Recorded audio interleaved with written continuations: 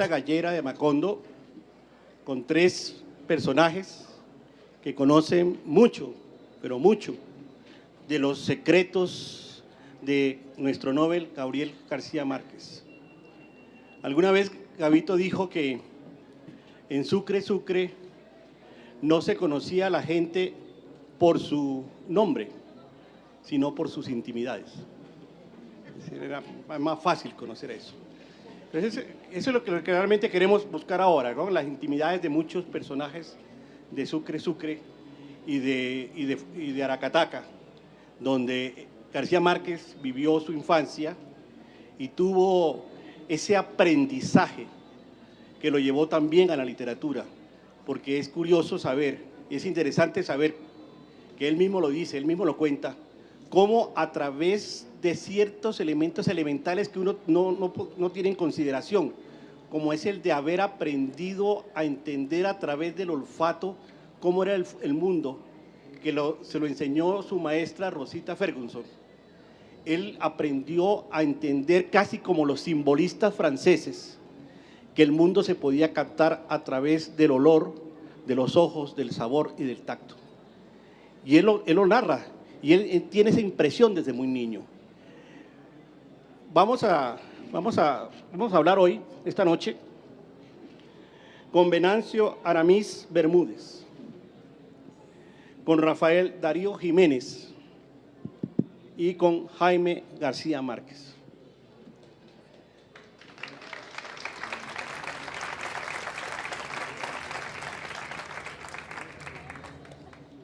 Rafael Darío, vamos un poco despacio, ¿no? Gabito decía que la funeraria La Equidad tenía un eslogan, decía, no corra que nosotros lo alcanzamos. Mi pregunta es, a ver, el maestro Vinges, el sabio que de 100 años de soledad, ese personaje Ramón Vinges que llegó en 1914 y se estableció estuvo primero en Ciénaga, creo, si no me equivoco, y después se estableció en Barranquilla y hizo la revista Voces. Alguna vez le dijo a Gabito que la Atenas de Sófocles no fue nunca la misma de Antígona. Yo pensaría lo mismo, o sea, la Aracataca de Gabito no es la misma Aracataca de hoy. ¿Tú qué crees? A ver,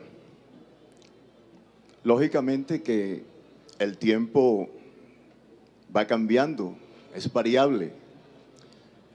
Si analizamos desde que la llamaron la Santísima Trinidad de Aracataca, cuyos documentos distan por allá de la misma época cuando ocurrió la Revolución Francesa, 1789, hay unos documentos que se encuentran,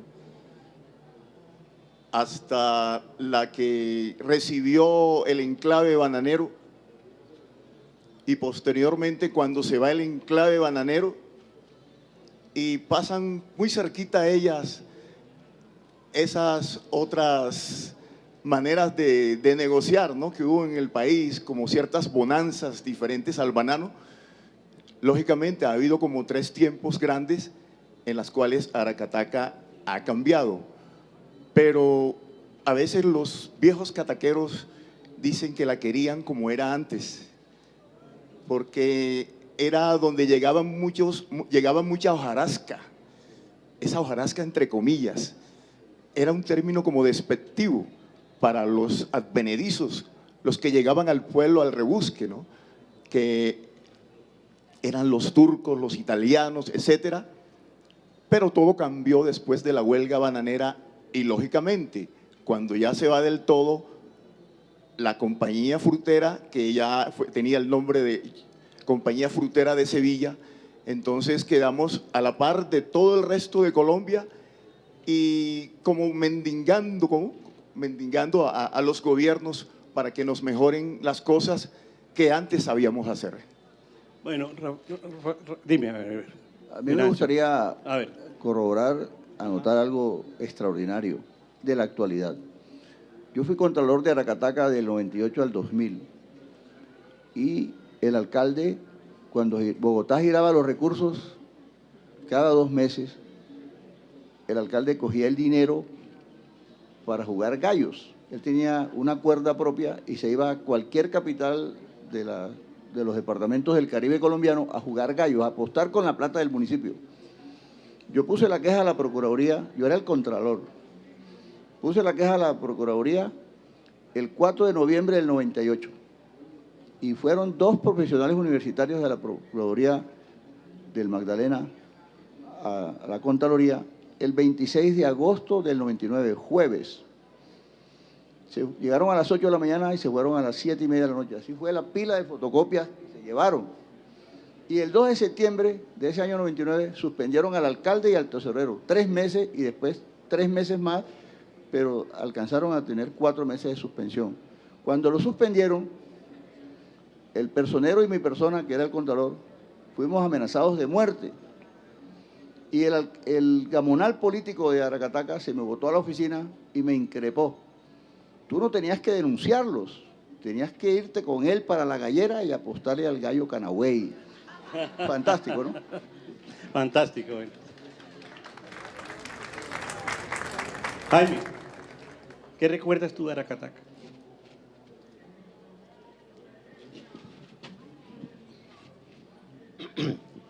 Bueno, yo conocí a Aracataca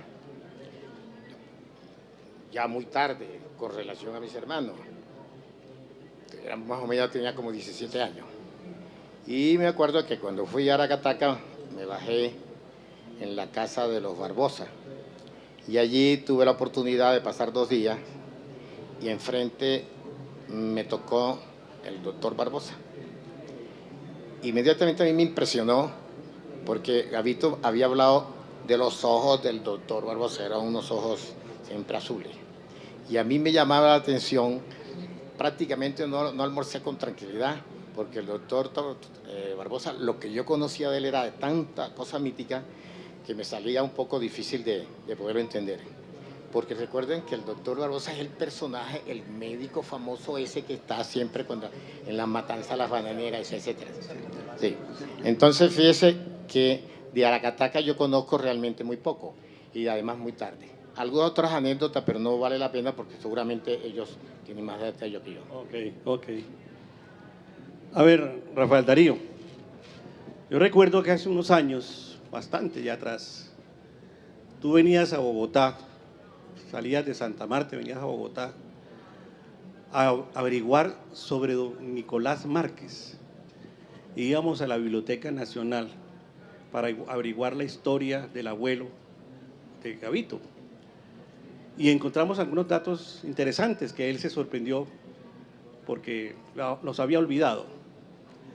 Cuéntanos cómo fue esa historia, cómo llegas tú al Hotel Caribe o al Hilton, no recuerdo, que él te invita. Y tiene una frase muy célebre, dice: cuando no encuentres más que decir de mi abuelo, te autorizo de que lo inventes.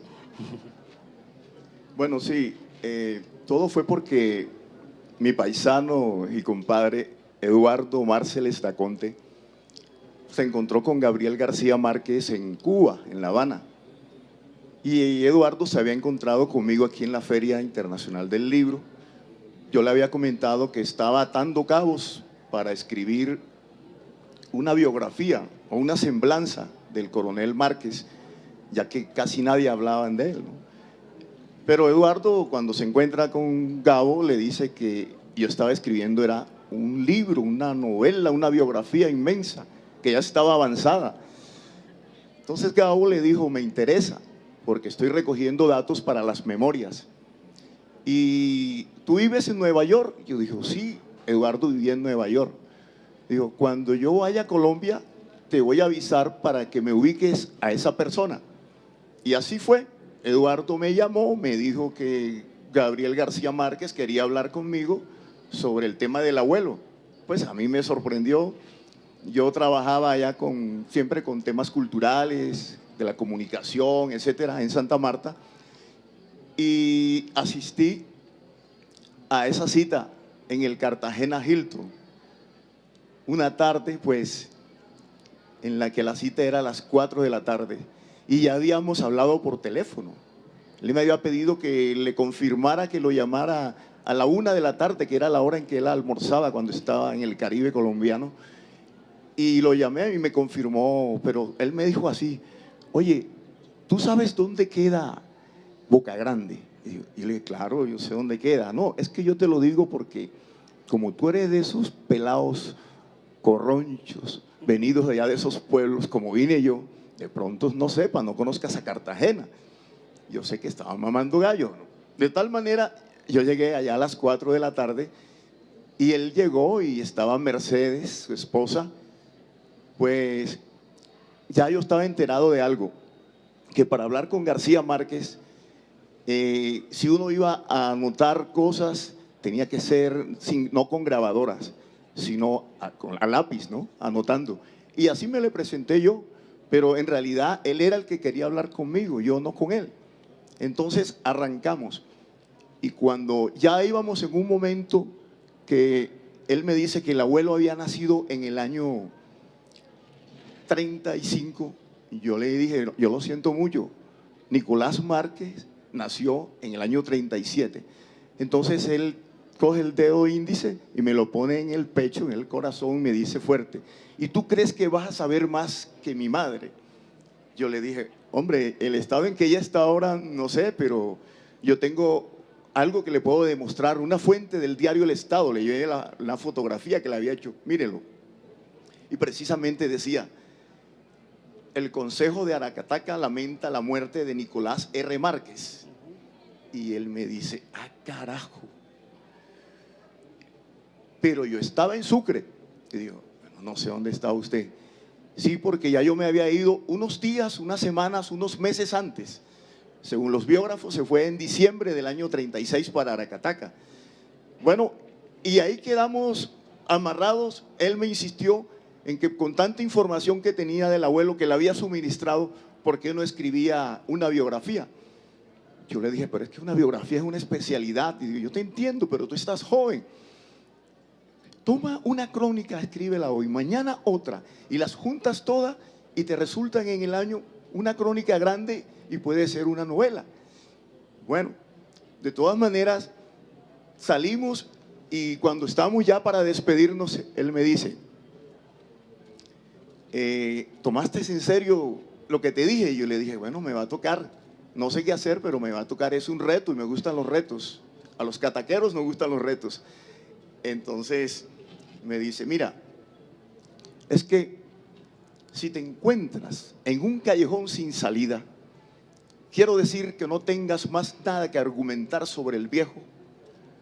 Yo, nieto de él, te autorizo para que inventes, porque de eso vivo yo. Muy bien, muy bien.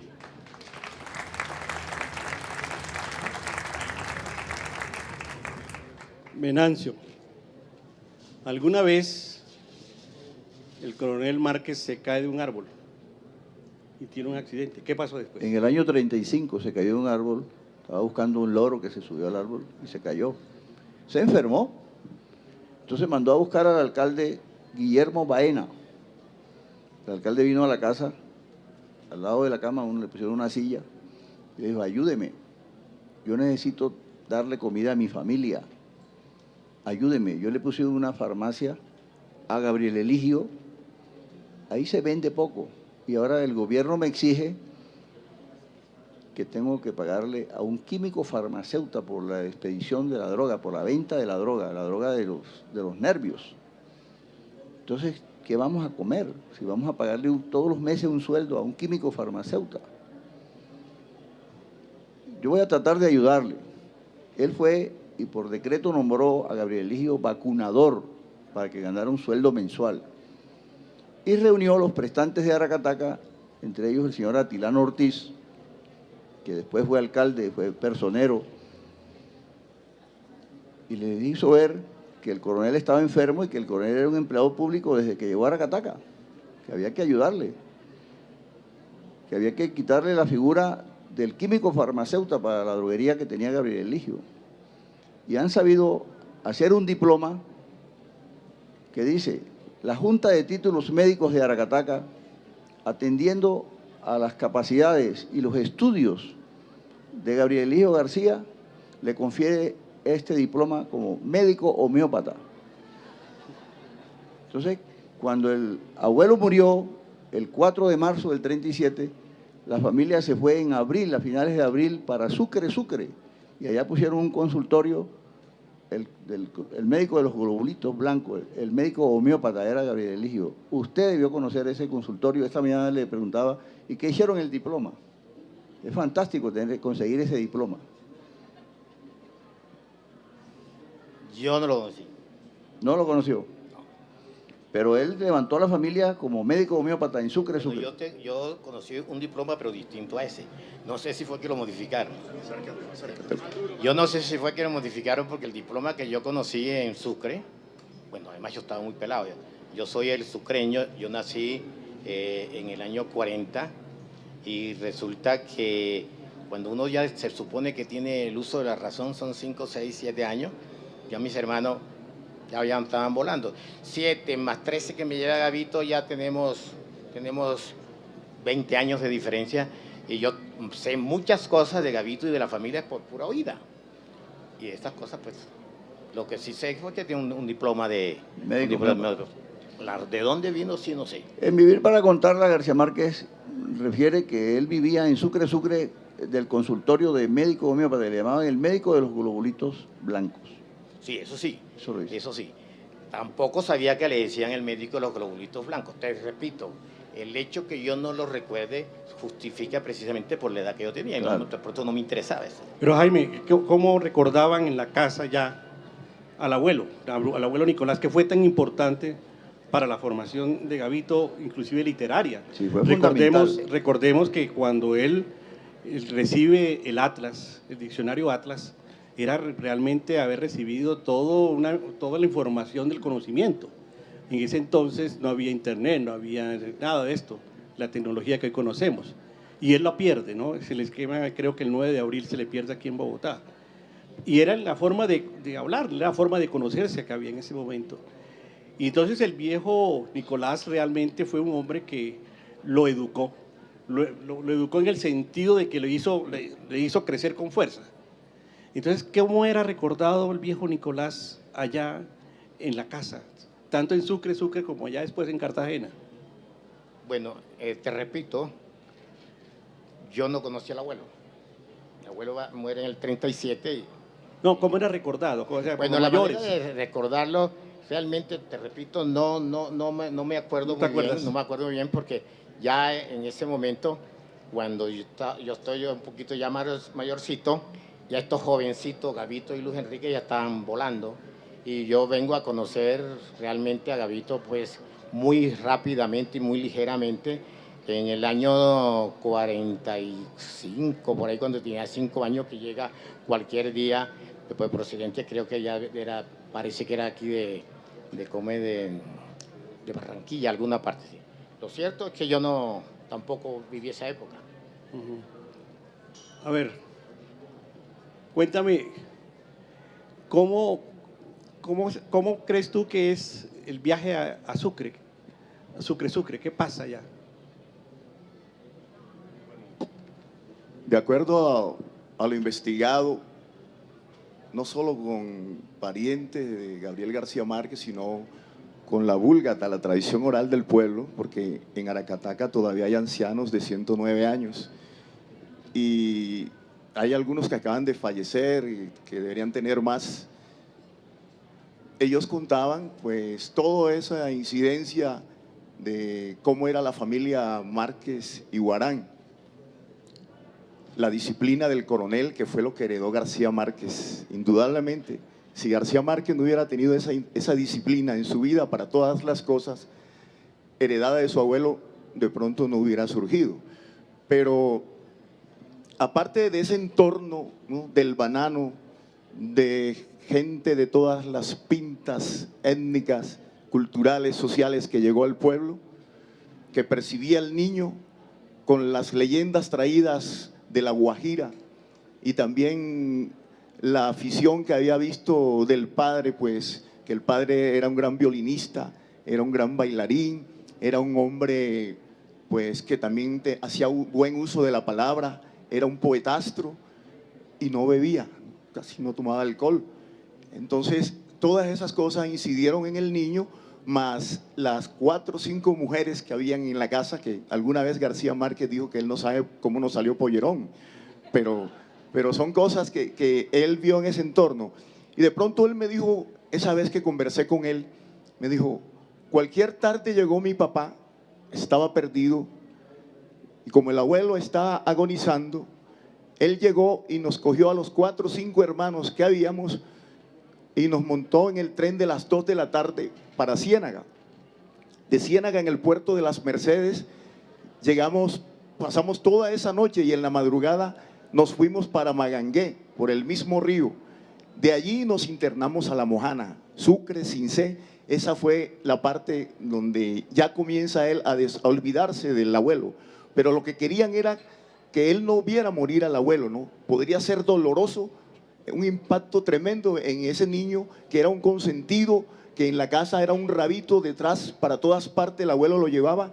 Y ojo, el abuelo tenía prohibido que lo regañaran, que le pegaran, que lo asustaran, cualquier cosa. Él era un niño consentido. Y aparte de eso, la profesora Rosa Elena Ferguson le había impuesto la pedagogía de María Montessori, que tiene algo que ver con eso, de dejar al niño que se autodescubra y descubra el mundo, el entorno y realice las cosas.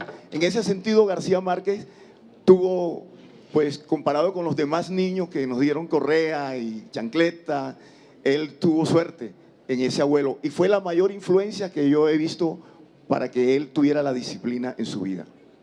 Muy bien, Merancio. A ver, te voy a hacer una pregunta, a ver.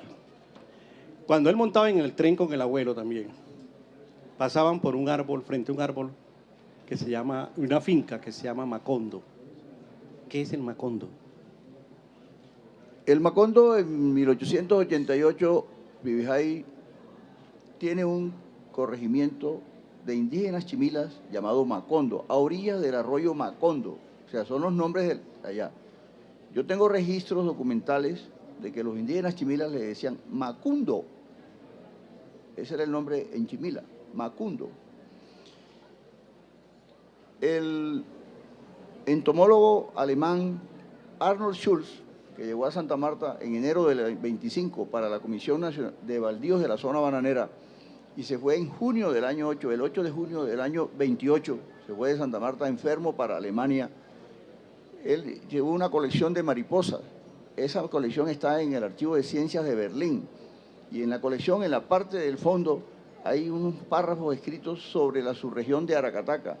Y él dice que en la finca de Manuel Julián de Mier, que era Zacapa, en la vía de Retén hoy, al sur de la finca era un bosque de macondos, de árboles de macondos, que los estaban descuajando. Y dice, ¿qué será de este país en el futuro? Se están descuajando esos árboles que nos está dando la naturaleza, los están tumbando todos para sembrar algo, para ganarse unos pesos, dice él en el informe, el entomólogo Arnold Schulz. Adicional a eso, al finalizar la colonia, para 1807, vienen a Cartagena Humboldt y Bonpland. Y ellos en Turbaco conocen el árbol de Macondo y quien les consiguió el viaje a las colonias en América fue Antonio José Cabanillas, que era ministro del rey. Y en honor a él le pusieron el árbol el nombre Cabanillesia platanifolia. Por eso se llama en honor a Cabanillas. Entonces, todo eso es del Macondo. Y en Sevilla hubo una finca que le fue adjudicada a la tierra en 1807 al señor Carr, que era inglés, que era del ferrocarril, era de los que trabajaban con el ferrocarril. Esa finca él la llamó Macondo. Y cuando García Márquez pasa con la mamá, con Luisa Santiago, en el año 57, que iban a vender la casa, había una estación férrea en Macondo, en la finca. Hoy hay un caserío. En ese momento era la sola finca. Hoy hay un caserío y hay escuela en el caserío ese. y el tiquetero, el director del viaje le pide el tiquete, Macondo, vamos a llegar a Macondo, ¿quiénes se quedan? Tiene que devolver el tiquete. Y él oye el término, y él lo dice en Vivir para contarla. Me encantó tanto la sonoridad del término. Yo el término lo escuché desde niño, pero en ese momento revivió. Sin embargo, él no conoció el árbol. Él dice que no lo conoció. Yo me permití traer en la vía a Monterrubio, en la finca, en la vía que va a la finca de José Norberto Bedoya Prada, le decimos el Mono Bedoya. Esta es la semilla del macondo. Y esto en el verano se abre y trata de caer y la brisa lo arrastra y lo lleva, y esto no pesa nada, estando seca. Y lo puede llevar 50, 20, 100 metros. Y dependiendo de dónde caiga, si es húmedo, él inmediatamente se pega. Pero si es seco, se pudre. La hormiga se come la almendra que va en el centro. Esta es la semilla del árbol macondo. Eso le puedo decir yo. Muy bien, muy bien. No, y muy interesante esa muestra, ¿no?, del árbol. Muy bien. Jaime, cuando están en Barranquilla, la familia está en Barranquilla, están muy mal económicamente. El tío Juanito, que está en Santa Marta y trabaja como contador, ganándose muy poco dinero, le envía 1 o 2 pesos semanalmente a la familia en un barco de cabotaje que se llamaba La Aurora. Y recuerdo que se llamaba La Aurora porque ese barco de cabotaje era de un tío mío, de Marco Hernández. Y cuando tomábamos alguna cerveza allá en Cartagena, él nos contaba eso. ¿Qué recuerdas tú de cómo era esa historia? Otra vez, la historia yo me la sé de oída. Me la sé de esta manera. Efectivamente, Gavito iba quincenalmente o semanalmente, no lo puedo decir el tiempo, a la Intendencia Fluvial de Barranquilla porque el tío Juanito le mandaba 2 pesos a mi mamá. Pero en algún momento Gavito no pudo ir y encomendaron a que fuera Luis Enrique. Luis Enrique era en esos momentos ya un tocador de guitarra y todas estas cosas. Y cuando él venía con sus 2 pesos, pasaba por una tienda de chino que se llama El Toquillo. Y había una traga perra. Y él comienza a gastarse los 2 pesos. Cuando llega el momento que ya no le faltaba sino un hierro, porque era unos equivalentes, comienza a pensar que definitivamente la familia no iba a tener para comer la semana. Y comenzó a pensar también a irse donde un pariente de mi papá a vivir, porque no podía evitarlo. Y cuando mete la última moneda, se descarga una cantidad, pero mucha cantidad de plata o de figuras que significaban plata.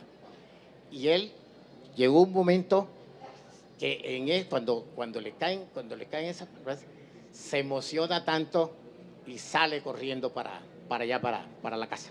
El cuento no tendría mucha importancia si no fuera porque mucho tiempo después Gavito me llama allá a Cartagena, ya estamos viviendo en Cartagena. Yo nací en Sucre, nos fuimos a Cartagena, yo fui después a Santa Marta y regreso a Santa Marta, estamos hablando del año 2000, 2005, algo así.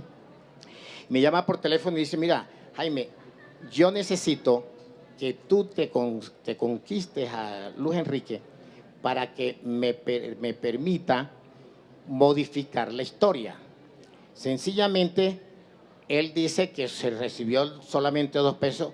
Yo quiero que le pidas permiso para que yo diga que fuera una cantidad de monedas como de 10 pesos.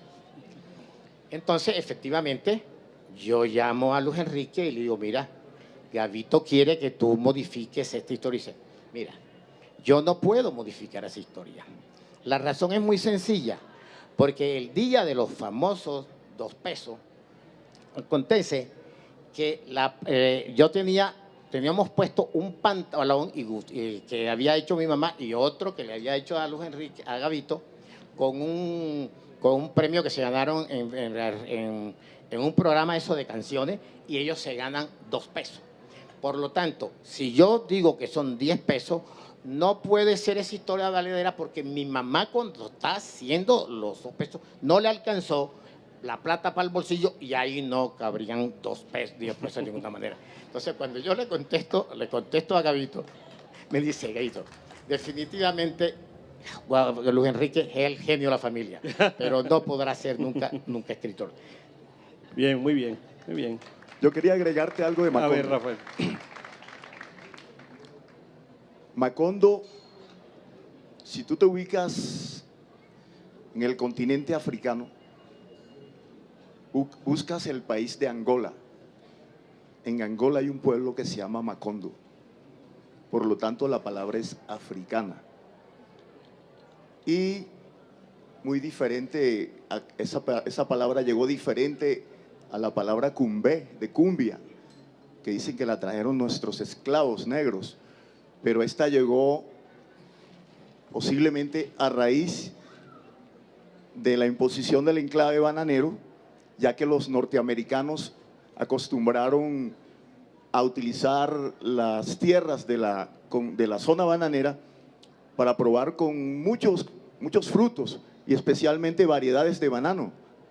Está el Goldsmith, el Cavendish, que son los más rentables, pero probaron con ese banano Macondo, proveniente de ese pueblo africano, Macondo, al cual los nativos le llamaban alimento para el diablo, el licondo de Macondo, ya que su cáscara es roja, así como la brasa, y todos unidos, los gajos así, parecen brasa. Entonces, de ahí es donde viene más o menos ese inicio, y es donde está la finca Macondo. Pero más tarde, ¿por qué decayó ese árbol? Porque cuando los norteamericanos comenzaron ya a también enviarlo a los puertos de ellos y de otras partes, ese banano, cuando iba con nosotros, era el primero en madurarse, primero en podrirse. Entonces no sirvió nunca para la exportación. Y tradicionalmente, pues, también hay un juego como de 12 caras, un cubo de 12 caras, que los campesinos allá utilizaban como Macondo.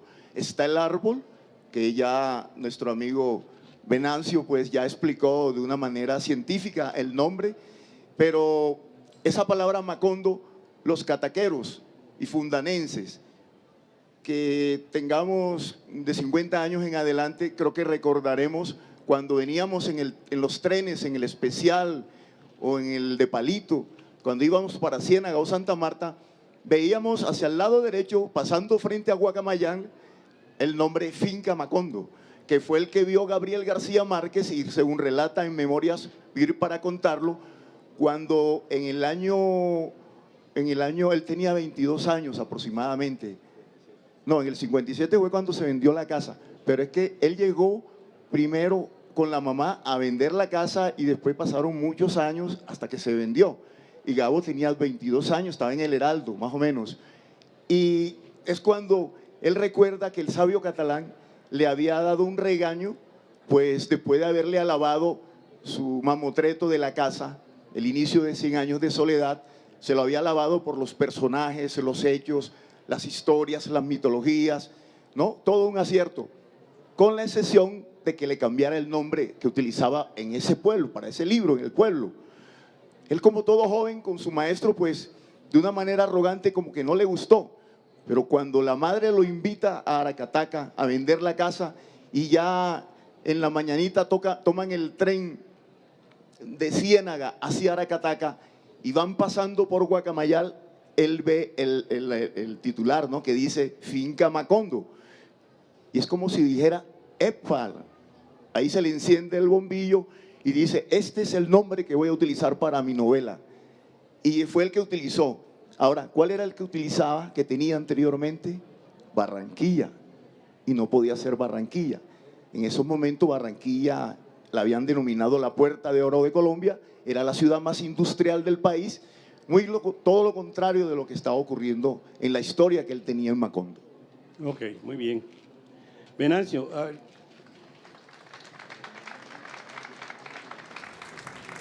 Hablemos ya ahora de ese García Márquez, periodista. ¿Cómo es esa historia de su llegada después del 9 de abril en un avión a Cartagena? Comienza a trabajar en el periódico del Tuerto López, de la familia del Tuerto López, el poeta cartagenero.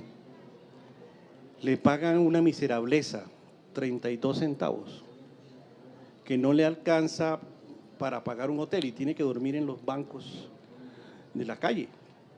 ¿Qué nos puedes tú recordar de ese momento, de esa historia? Bueno, cuando García Márquez llega a Cartagena a raíz del 9 de abril, del Bogotazo, él prácticamente llega muy pobre de aquí de Bogotá, pero ya tenía los pininos dados en El Espectador. Entonces, él llega a Cartagena y quien le abre las puertas es el señor Zavala en el Universal. Universal, sí. En el Universal. El señor Zavala le ve diariamente los escritos, todos sus escritos, y ve que el tipo tiene la chispa. Y entonces él recomienda que García Márquez deben pagarle más. Entonces, en esa forma, él trata de ir superando con la ayuda del señor Zavala. Clemente Manuel Zavala. Exacto, Clemente Zavala. Clemente Zavala. Clemente, sí. Pero hay que recordar que quien lo lleva a donde él es Manuel Zapata Manuel Olivella. Zapata Olivella, sí. Claro. Ellos se conocieron aquí en Bogotá y por eso lo llevó allá donde Zavala. En todas las ciudades donde estuvo Gavito, siempre está Manuel Zapata Olivella. Es un personaje muy extraño, en Bogotá, en Aracataca, en Valledupar, en La Guajira, en Cartagena, en Barranquilla, siempre está al lado de García Márquez, por coincidencia, ¿no? Pero siempre está. Así es. Es que a veces parece, dice uno, ¿no? Los amigos así dicen, parece que Gavito y muchos escritores de esa generación como que quedaron en deuda con Manuel en algo, ¿no? Porque Manuel era como un guía para ellos, los ayudaba. Mira que lo que dices, en Santa Marta cuando en Bogotá, cuando el Bogotazo, ya se habían conocido. Y después se conocen en Cartagena cuando lo presenta ante las personas del Universal. Luego cuando Manuel Zapata Olivella está haciendo sus prácticas de médico, ¿no? Allá en La Paz, en el pueblo de La Paz, Los Robles, que se llama Los Robles, ¿no? El pueblo de La Paz, Sí. que algunos dicen que es Cesar, que es Guajira, pero bueno, hace parte de la gran provincia del Magdalena, o del gran estado del Magdalena. Y allá, en un momento en que la turba chulavita había hecho un desastre con el pueblo estaba triste. Gavito y Manuel Zapata Olivella, para alegrar al pueblo, habían querido implantar un festival vallenato.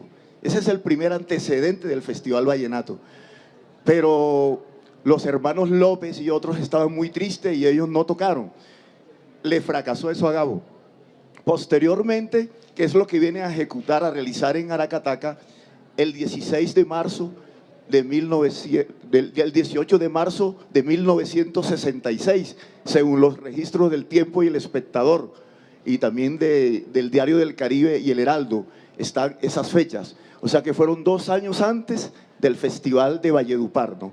Un festival que con mucho respeto han sabido llevar nuestros hermanos vallenatos, pero ni Consuelo, ni Escalona, ni Tomás Darío Gutiérrez o los demás investigadores del vallenato en sus páginas desconocen ese capítulo que se anticipó Gabo con Álvaro Cepeda Zamudio, y también estuvo Rafael Escalona, Colacho Mendoza y muchos otros más. Eso fue en Aracataca. Y fíjate que influyó mucho en esa idea Manuel Zapata Olivella. Jaime, cuando en el año 1982, cuando le otorgan el Nobel a Gabriel García Márquez, tu mamá no se puede enterar porque no hay teléfono. Cuéntanos esa historia. Está dañado el teléfono, hace meses. Sí. Acontece que ya tenían como 2 meses todo el barrio, estaban sin teléfono, y cuando se sale la noticia del Nobel, alguien le dice a mi mamá que tenía ganas, además no, perdón, Juan Gosaín se ingenió para averiguar quién podía tener un teléfono cercano a la casa. Y efectivamente, por alguna razón que no sé, había un teléfono enfrente que sí estaba funcionando. Y allá llevan a mi mamá a hablar por teléfono. Y es donde hace la famosa conversación que tiene mi mamá con Gabito. Pero de la anécdota interesante de eso es que le preguntan a mi mamá en ese momento que cuál era el deseo más grande de su vida en ese momento. Dice, que me arreglen el teléfono. Muy bien.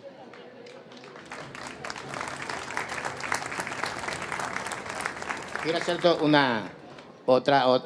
algo más sobre eso. Mi mamá pasó algún tiempo y yo vivía en Santa Marta y me dice, mijo, yo estoy preocupada porque pienso que la gente se va a imaginar que yo soy una mujer ignorante. ¿Cómo es eso? Dice, yo, mami, lo que pasa sencillamente es que esa respuesta es exactamente a lo que tú querías. Yo quiero que me arreglen el teléfono. Pero paralelamente a ese momento también, al día siguiente, le preguntan a mi papá, creo que fue Tatis, le va a hacer una entrevista y le dice, señor García, ¿qué siente usted en este momento? Que a su hijo le dieron el premio Nobel. Y dice, me siento como se siente un niño cuando le regalan un confite. Muy bella respuesta. Hay una anécdota también que yo la he comprobado. Alguna vez tratando de buscar en el mes de diciembre cómo había sido el viaje en el avión a Estocolmo.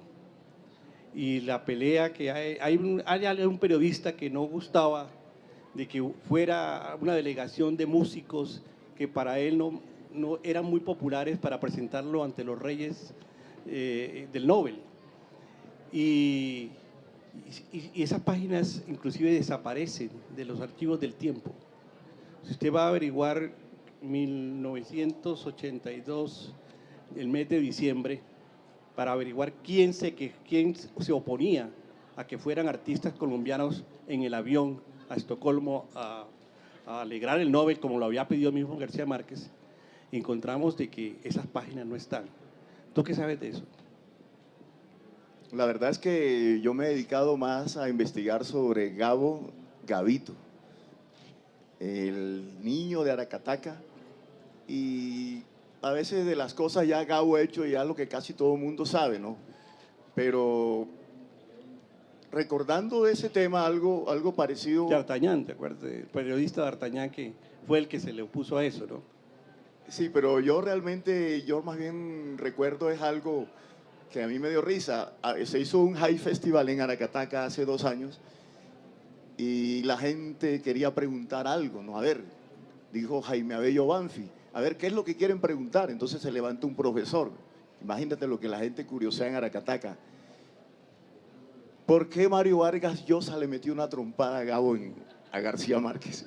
Son cosas que, bueno, estaban fuera de tono de acuerdo a la conversación que se estaba dando de altura, pero son las preguntas del pueblo, lo que la gente hace, ¿no? Lo mismo que también nos inquieta que cuando Gabriel García Márquez sacó o editaron en Buenos Aires su novela allá en el año 67, muchos diarios capitalinos dijeron como si fuera una novela más del trópico, ¿no? Algo que no iba a ocurrir nada.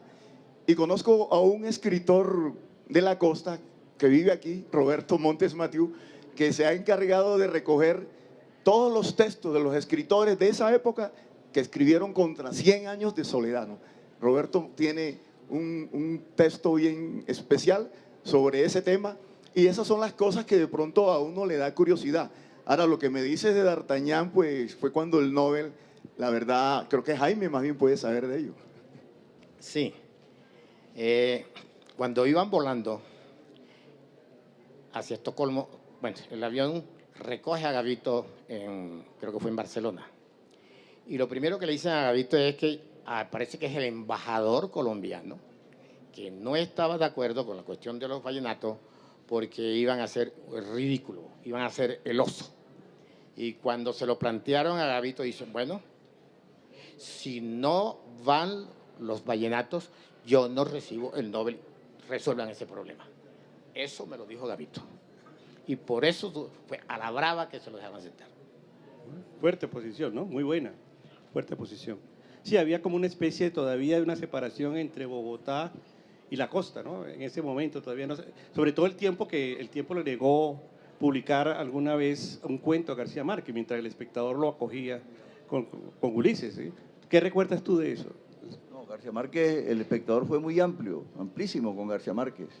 Él cuando se viene de Zipaquirá, que llega aquí a Bogotá a estudiar a la Nacional, sacaba sus artículos y el espectador le abría las puertas y le pagaban. Entonces, el tiempo no, el espectador. El espectador toda la vida ha sido un periódico más liberal, mucho más liberal. Eso lo recuerdo y lo he leído. A mí me gustaría, si me salgo porque no me he hecho la pregunta. Cuéntanos. ¿Cómo llega Aureliano en una canastilla a Macondo? Ah, bueno, cuéntanos esa historia. Sí, porque hay una niña también así, la historia real. Correcto. ¿No? En el año 1913, en Ciénaga vivía un señor que hacía las veces de abogado, era un tinterillo, tenía mucho dinero, Manuel Salvador Pinto Mozo. Y él le consiguió que la nación le adjudicara a Jean Minet tierras en Plato, a la inmobiliaria francesa de plantaciones, tierras también en Plato.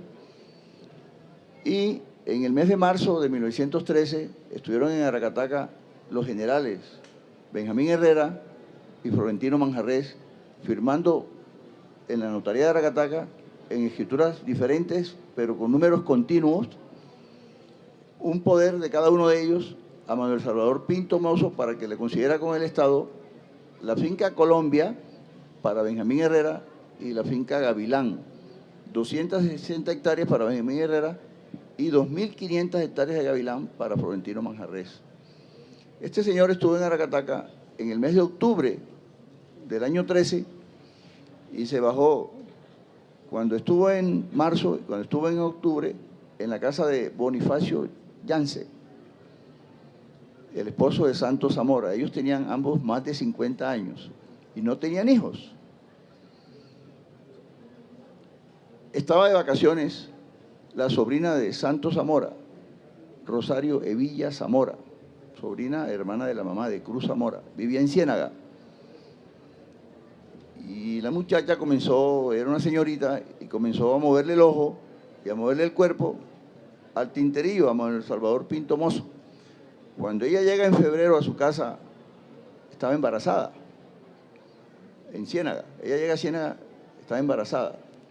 El papá detestó el embarazo, el señor era casado, nace una niña y ella no tenía sino solo los pechos para darle la leche. No tenía cómo comprarle ni la ropita, ni el zapatico, nada. Exactamente darle la tetica, nada más. Entonces ella se busca el artificio de una canastilla, mete a la niña en una canastilla y la lleva a la estación del ferrocarril y busca quién va para Aracataca que ella conozca, porque ella ya había estado en Aracataca en vacaciones varios meses.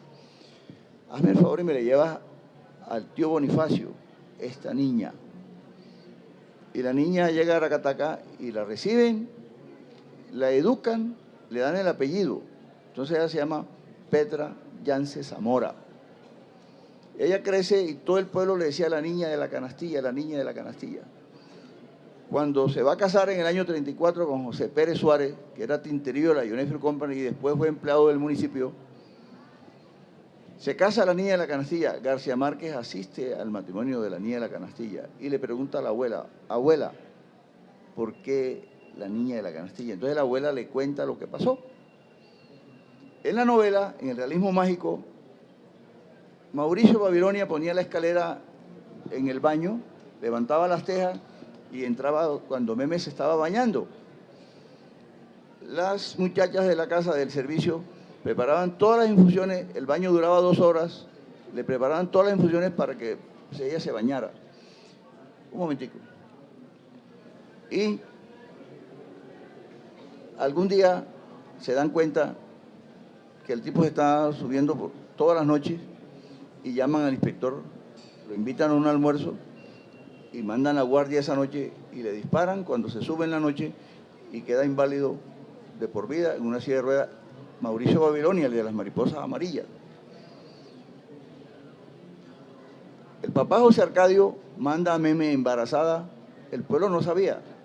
El tipo lo guiaron por ladrón de gallinas y Meme la mandan a Bruselas, a un convento. Allá nace un niño y las monjas tejen la canastilla y mandan a una monja a Macondo con la canastilla y lo recibe Fernanda del Carpio, la esposa de José Arcadio. Ese es el cuento de la canastilla en el realismo mágico. Bueno, maravillosa historia. Muchas gracias. Muchas gracias a los tres.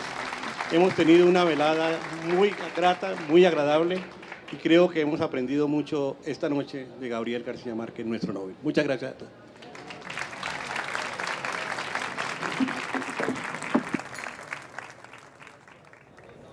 Historias de Aracataca, y estaban entonces personajes muy allegados.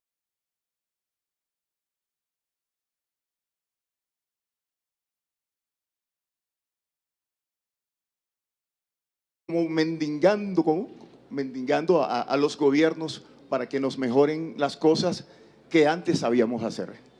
Bueno, dime, a ver. A mí me gustaría A ver. corroborar, anotar algo extraordinario de la actualidad. Yo fui contralor de Aracataca del 98 al 2000 y el alcalde, cuando Bogotá giraba los recursos cada 2 meses, el alcalde cogía el dinero para jugar gallos. Él tenía una cuerda propia y se iba a cualquier capital de los departamentos del Caribe colombiano a jugar gallos, a apostar con la plata del municipio. Yo puse la queja a la Procuraduría, yo era el contralor. Puse la queja a la Procuraduría el 4 de noviembre del 98 y fueron 2 profesionales universitarios de la Procuraduría del Magdalena a la Contraloría el 26 de agosto del 99, jueves. Llegaron a las 8 de la mañana y se fueron a las 7:30 de la noche. Así fue la pila de fotocopias que se llevaron. Y el 2 de septiembre de ese año 99 suspendieron al alcalde y al tesorero. El sabio que de 100 años de soledad, ese personaje Ramón Vinges que llegó en 1914 y se estableció estuvo primero en Ciénaga, creo, si no me equivoco, y después se estableció en Barranquilla y hizo la revista Voces. Alguna vez le dijo a Gavito que la Atenas de Sófocles no fue nunca la misma de Antígona. Yo pensaría lo mismo, o sea, la Aracataca de Gavito no es la misma Aracataca de hoy. ¿Tú qué crees? A ver, lógicamente que el tiempo va cambiando, es variable. Si analizamos desde que la llamaron la Santísima Trinidad de Aracataca, cuyos documentos distan por allá de la misma época cuando ocurrió la Revolución Francesa, 1789, hay unos documentos que se encuentran.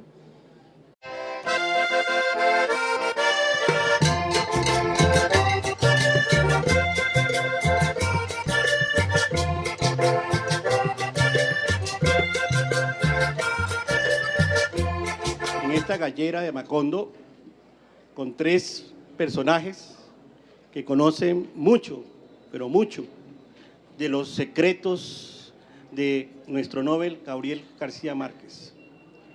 Alguna vez Gavito dijo que en Sucre, Sucre, no se conocía a la gente por su nombre, sino por sus intimidades. Es decir, era más fácil conocer eso.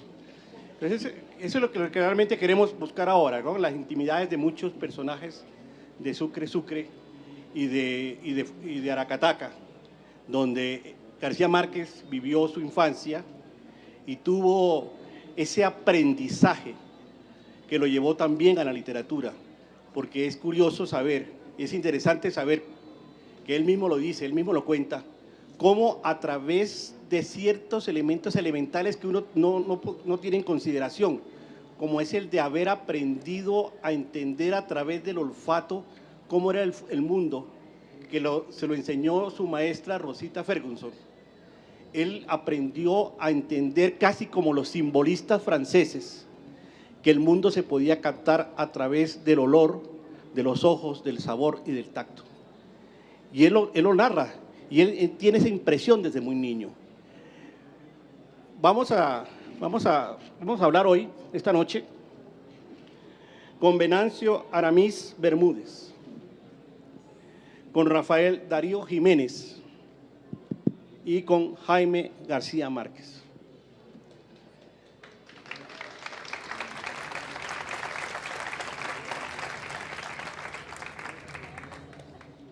Rafael Darío,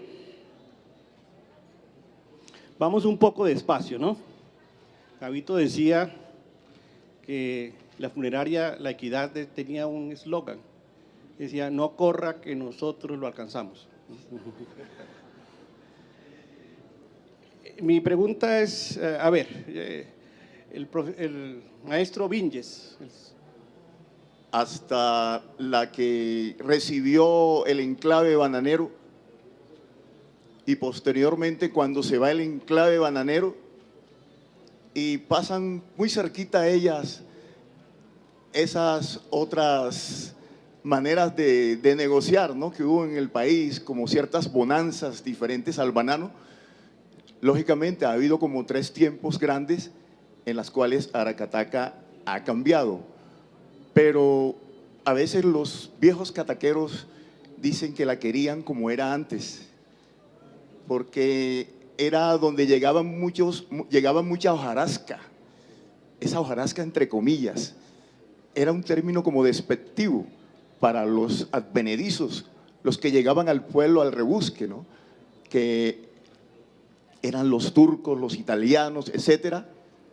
Pero todo cambió después de la huelga bananera y, lógicamente, cuando ya se va del todo, la compañía frutera, que ya tenía el nombre de Compañía Frutera de Sevilla, entonces quedamos a la par de todo el resto de Colombia y